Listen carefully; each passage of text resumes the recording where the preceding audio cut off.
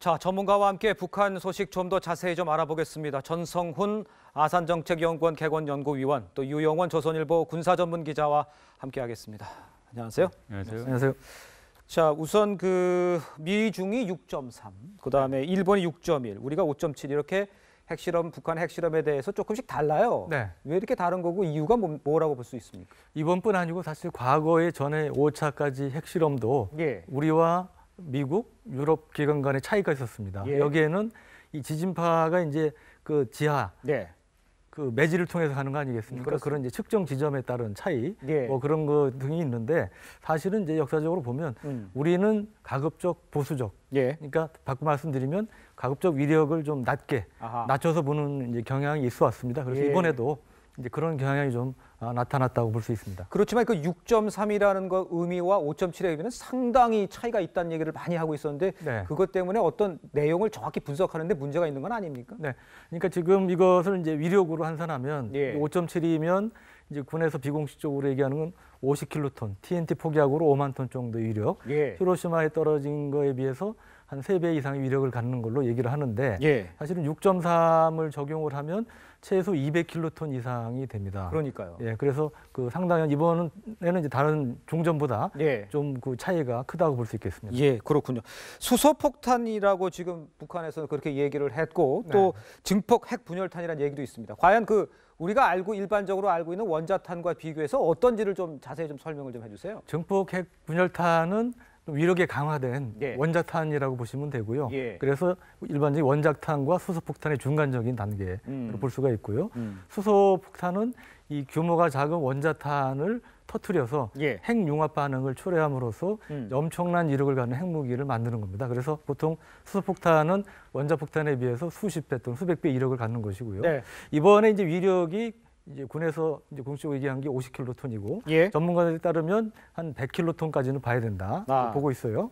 그리고 외국 기준, 외국 그 지진파에 따르면 200킬로톤 이상이 되기 때문에 그게 딱 그 중폭 핵분열탄하고 수소폭탄 경계선에 걸립니다. 그래서 중폭 핵분열탄은 최선 성공했다고 볼 수 있고 어허. 북한이 주장하는 수소폭탄의 성공에도 어느 정도 근접했을 가능성도 배제할 수가 없습니다. 그렇군요.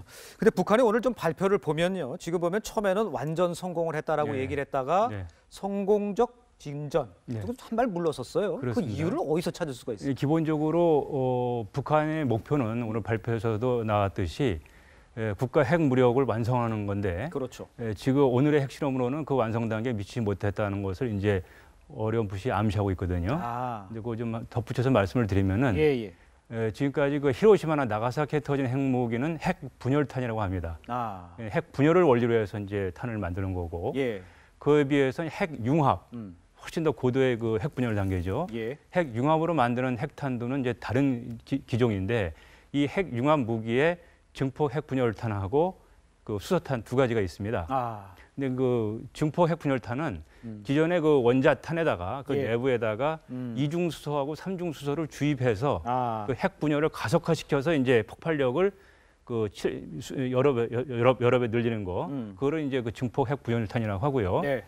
그 수소탄은 원자탄과 그 핵 분열 그 물질을 별도로 분리해 가지고 2단계로 터뜨리게 되겠습니다. 예. 그래서 그거는 그 디자인이 네. 그 수소 폭탄을 처음 만든 그 텔러 박사가 예. 있는데 그 텔러 울만이라고 해서 이제 예. 그 사람 이름을 붙인 그 디자인이 있는데 오늘 아침에 그 북한이 보여준 그 수소탄이라고 공개한 예. 그게 꼬리 두 단계로 붙어 되어 있는 있지 거. 않습니까? 예.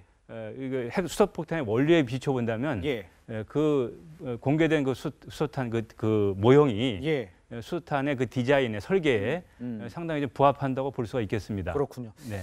지금 그 수소탄을 했건 원자탄이 뭐 무력을 넣었건 진짜 위협이 된다는 것만은 똑같은 얘기 같은데 지금 상황에서 이 상황을 우리가 보기에는 레드라인을 넘은 거라고 봐야 되는 겁니까? 어떤 상황입니까? 지금 이 상황을. 지금 그 10,000km가 넘게 떨어진 미국의 레드라인이 넘었느냐 안 넘었느냐가 논란이 될 정도면은 그렇죠. 휴전선을 사이에 두고 40km밖에 떨어지지 않은 대한민국의 안보 입장에서는 예. 북한 핵은 이미 한참 전에 레드라인을 넘었습니다. 아하. 적어도 10년 전에 지금 북한이 1차 핵실험을 했지 않습니까? 2006년도. 예. 그때 북한의 그 핵은 네. 대한민국 안보의 레드라인을 넘은 거라고 이미 넘은 봐야지. 것이다. 1차 이렇게 때부터. 봐야 된다고 저는 봅니다. 그렇군요. 예. 자, 또 관심거리가 지금 과연 그 트럼프 정부가 이 상황에서 어떤 식으로 군사적 옵션을 빼들지 않을 수 없는 상황이다. 이런 얘기도 나오고 있는데 어떻게 봐야 됩니까? 미국의 대응. 최근에 이제 군사 옵션 관련해서 이제 군사적인 타격, 우리가 얘기하는 예방 타격 또는 선제 타격 외에 그렇습니다. 군사 행동이라는 개념도 봐야 된다고 하지 않습니까? 군사 행동 쉽게 얘기하면 아주 강도가 높은 무력 시위라고 볼 수가 있는데 사실은 이번에 이제 굉장히 관심 있게 봐야 될 게 그 ICBM에 핵탄두를 장착할 수 있으면 레드라인을 넘는 것이다 하고 우리 대통령께서 말씀하셨지 그렇죠. 않습니까? 미국 입장에서도 레드라인을 넘었다고 볼 수가 있는데 그러면 우리가 흔히 얘기하는 최악의 시나리오, 예방 타격까지 하는 이런 시나리오까지 갈 수 있다고 봐야 되는 게 상식입니다. 실제로 그런데 미국이 과연 그런 선택을 할지는 두고 봐야 되는 것이고 실제로 그런 선택을 하지 않는다면 김정은으로 하여금 역시 미국은 말뿐이고 실제로 액션은 못 옮기는구나 이런 확신을 심어줄 가능성도 있습니다. 그런데 전체로 보면 이 고강도 무력시 지금까지 한 것보다는 좀 더 높은 수준의 무력시로 그칠 가능성이 지금 상황에서 좀 더 높아 보입니다. 우리가 핵무장해야 되는 상황은 아닙니까? 그러니까 가능합니까? 결국은 이제 그런 이제 군사적인 타격이나 이런 게 어렵기 때문에 우리 어떤 그 자위권, 생존권 확보 차원에서 핵무장의 필요성은 당연히 제기가 되고요. 근데 이것이 현실적으로 굉장히 장애물이 많죠. 북한보다 우리가 매여 있는 게 많기 때문에 그런 대북 제재, 우리에 대한 제재 문제라든지 이런 넘어야 될 산이 많기 때문에 어려움이 있습니다만 그럼에도 불구하고 우리가 차선책으로 얘기하는 전술핵 재배치를 실현시키기 위해서라도 민간 차원에서는 저는 핵무장을 좀 더 강력하게 목소리를 높일 필요가 있다고 생각합니다. 원유 공급을 차단한다든지 이런 그 중국의 고강도 압박 또 이런 그 국제사회 고강도 압박은 현실화되겠습니까? 가능할 수가 있습니까? 지금 뭐 대북 제재를 강화한다고 하지만 아직도 해야 할 부분들이 많이 있고요. 사실 지금까지 뭐 좀 찔끔찔끔하는 그런 제재였는데 이번을 계기로 해서 좀 더 대폭적이고 확장된 그 제재가 필요한데 기본 그 과거 국제사회 사례를 좀 비유해서 말씀드리자면은 옛날 남아공화국을 좀 생각하시면 될 것 같습니다. 남아프리카 공화국이 인종차별 정책으로 인해서 국제사회로부터 완전히 따돌림을 당했었거든요. 그 정도 수준의 정치, 외교, 경제, 그냥 경제적인 제재뿐만 아니고 사회, 문화 모든 차원에서 북한을 국제사회로부터 격리시키는 정도의 강력한 제재를 가하겠다는 의지를 가지고 우리가 국제사회를 규합하게 되면은 중국이나 러시아도 따라올 수밖에 없다고 저는 생각합니다. 그렇군요. 그렇지만 그럼 이 문제는 어떻습니까? 뉴욕타임스도 뭐 위험한 거래도 얘기했습니다만 미국이 옵션은 들고 있지만 결코 실행하지 못하면서 트럼프 대통령이 좀 어떤 이런 거래를 갑자기 우리도 모르게 덜컥 거래를 하는 상황이 벌어질 수도 있습니까? 그 가능성에 대해서 대한민국은 충분히 우려를 해야 되고 그러한 상황이 발생하지 않도록 모든 외교적인 노력을 기울여야 된다고 봅니다. 아무리 동맹이라고 해도 우리의 안보는 우리가 지켜야지 100% 동맹에 의존할 수밖에 없고 우리의 국익에 반하는 방향으로 동맹이 나갈 수도 있기 때문에 그 가능성을 미리 예측을 해서 우리 대한민국 정부와 국민이 미국이 그쪽으로 나가지 못하도록 힘을 모아서 나가야 됩니다. 지금 상황에서 코리아 패싱 얘기도 나오고 있는데 우리의 그런 의견들이 전달이 되고 할 수 있다라고 보시는 상황입니까? 국민들이 마음을 모아가지고 얘기를 하게 되면은 미국도 경청할 수밖에 없습니다. 동맹이 또 그런 부분에서는 작동을 하고 있는 거거든요. 알겠습니다. 두 분과는 여기서 이야기 마치겠습니다. 고맙습니다. 감사합니다. 자, 전문가와 함께 북한 소식 좀 더 자세히 좀 알아보겠습니다. 전성훈 아산정책연구원 개건연구위원 또 유영원 조선일보 군사전문기자와 함께하겠습니다. 안녕하세요. 안녕하세요. 자, 우선 그 미중이 6.3, 그다음에 일본이 6.1, 우리가 5.7 이렇게 북한 핵실험에 대해서 조금씩 달라요.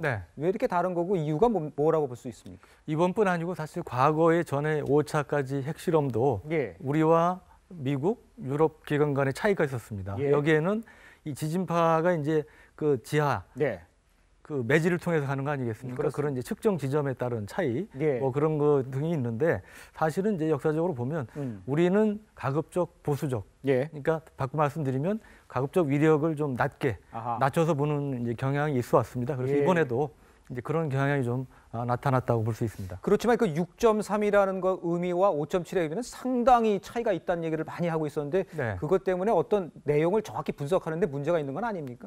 그러니까 지금 이것을 이제 위력으로 환산하면 5.7이면 이제 군에서 비공식적으로 얘기하는 건 50킬로톤, TNT 폭약으로 5만 톤 정도의 위력. 히로시마에 떨어진 거에 비해서 한 3배 이상의 위력을 갖는 걸로 얘기를 하는데 예. 사실은 6.3을 적용을 하면 최소 200킬로톤 이상이 됩니다. 그러니까요. 예, 그래서 그 상당한 이번에는 이제 다른 중전보다 예. 좀 그 차이가 크다고 볼 수 있겠습니다. 예, 그렇군요.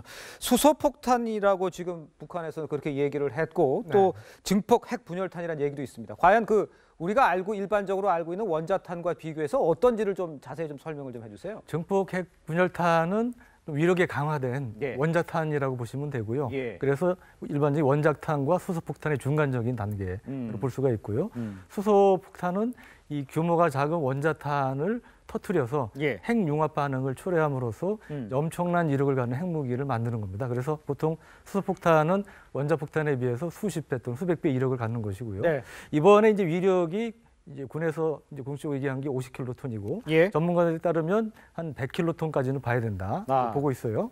그리고 외국 그 지진파에 따르면 200킬로톤 이상이 되기 때문에 그게 딱 그 중폭 핵분열탄하고 수소폭탄 경계선에 걸립니다. 그래서 중폭 핵분열탄은 최소한 성공했다고 볼 수 있고 북한이 주장하는 수소폭탄의 성공에도 어느 정도 근접했을 가능성도 배제할 수가 없습니다. 그렇군요. 근데 북한이 오늘 좀 발표를 보면요. 지금 보면 처음에는 완전 성공을 했다라 있는데 오늘 아침에 그 북한이 보여준 그 수소탄이라고 공개한 예. 그 두 단계로 되어 있지 않습니까? 예. 이거 핵 수소폭탄의 원리에 비춰본다면 예. 그 공개된 그 수소탄 그 모형이 예. 수소탄의 그 디자인의 설계에 상당히 좀 부합한다고 볼 수가 있겠습니다. 그렇군요. 네. 지금 그 수소탄을 했건 원자탄이 뭐 무력을 넣었건 진짜 위협이 된다는 것만은 똑같은 얘기 같은데 지금 상황에서 이 상황을 우리가 보기에는 레드라인을 넘은 거라고 봐야 되는 겁니까? 어떤 상황입니까? 지금 이 상황을. 지금 그 10,000km가 넘게 떨어진 미국의 레드라인이 넘었느냐 안 넘었느냐가 논란이 될 정도면은 그렇죠. 휴전선을 사이에 두고 40km밖에 떨어지지 않은 대한민국의 안보 입장에서는 예. 북한 핵은 이미 한참 전에 레드라인을 넘었습니다. 아하. 적어도 10년 전에 지금 북한이 1차 핵실험을 했지 않습니까? 2006년도. 예. 그때 북한의 그 핵은 네. 대한민국 안보의 레드라인을 넘은 거라고 이미 넘은 봐야지. 것이다. 1차 그렇게 때부터. 봐야 된다고 저는 봅니다. 그렇군요. 예. 자, 또 관심거리가 지금 과연 그 트럼프 정부가 이 상황에서 어떤 식으로 군사적 옵션을 빼들지 않을 수 없는 상황이다. 이런 얘기도 나오고 있는데 어떻게 봐야 됩니까? 미국의 대응. 최근에 이제 군사 옵션 관련해서 이제 군사적인 타격, 우리가 얘기하는 예방 타격 또는 선제 타격 외에 그렇습니다. 군사 행동이라는 개념도 봐야 된다고 하지 않습니까? 군사 행동 쉽게 얘기하면 아주 강도가 높은 무력 시위라고 볼 수가 있는데 사실은 이번에 이제 굉장히 관심 있게 봐야 될 게 그 ICBM에 핵탄두를 장착할 수 있으면 레드라인을 넘는 것이다 하고 우리 대통령께서 말씀하셨지 그렇죠. 않습니까? 예. 미국 입장에서도 레드라인을 넘었다고 볼 수가 있는데 그러면 우리가 흔히 얘기하는 최악의 시나리오, 예방 타격까지 하는 이런 시나리오까지 갈 수 있다고 봐야 되는 게 상식입니다. 그래서 실제로 그런데 미국이 과연 그런 선택을 할지는 두고 봐야 되는 것이고 실제로 그런 선택을 하지 않는다면 김정은으로 하여금 역시 미국은 말뿐이고 실제로 액션은 못 옮기는구나 이런 확신을 심어줄 가능성도 있습니다. 그런데 전체로 보면 이 고강도 무력시 지금까지 한 것보다는 좀 더 높은 수준의 무력시로 그칠 가능성이 지금 상황에서 좀 더 높아 보입니다. 우리가 핵무장해야 되는 상황은 아닙니까? 그러니까 가능합니까? 결국은 이제 그런 이제 군사적인 타격이나 이런 게 어렵기 때문에 우리 어떤 그 자위권, 생존권 확보 차원에서 핵무장의 필요성은 당연히 제기가 되고요. 근데 이것이 현실적으로 굉장히 장애물이 많죠. 북한보다 우리가 매여 있는 게 많기 때문에 그런 대북 제재, 우리에 대한 제재 문제라든지 이런 넘어야 될 산이 많기 때문에 어려움이 있습니다만 그럼에도 불구하고 우리가 차선책으로 얘기하는 전술핵 재배치를 실현시키기 위해서라도 라고 얘기를 했다가 성공적 진전. 한 발 물러섰어요. 그렇습니다. 그 이유를 어디서 찾을 수가 있어요? 기본적으로 북한의 목표는 오늘 발표에서도 나왔듯이 국가 핵무력을 완성하는 건데 그렇죠. 지금 오늘의 핵실험으로는 그 완성 단계에 미치지 못했다는 것을 이제 어렴풋이 암시하고 있거든요. 근데 그거 좀 덧붙여서 말씀을 드리면은 지금까지 그 히로시마나 나가사키에 터진 핵무기는 핵 분열탄이라고 합니다. 핵 분열을 원리로 해서 이제 탄을 만드는 거고 그에 비해서는 핵 융합 훨씬 더 고도의 그 핵 분열 단계죠. 핵 융합으로 만드는 핵탄두는 이제 다른 기종인데 이 핵 융합 무기에 증폭 핵 분열탄하고 그 수소탄 두 가지가 있습니다. 근데 그 증폭 핵 분열탄은 기존의 그 원자탄에다가 그 내부에다가 이중 수소하고 삼중 수소를 주입해서 그 핵 분열을 가속화시켜서 이제 폭발력을 여러 배 늘리는 거, 그거를 이제 그 증폭 핵 부연탄이라고 하고요. 네. 그 수소탄은 원자탄과 그 핵 분열 그 물질을 별도로 분리해 가지고 2단계로 터뜨리게 되겠습니다. 예. 그래서 그거는 그 디자인이 네. 그 수소 폭탄을 처음 만든 그 텔러 박사가 있는데 그 텔러 울만이라고 해서 이제 그 사람 이름을 붙인 그 디자인이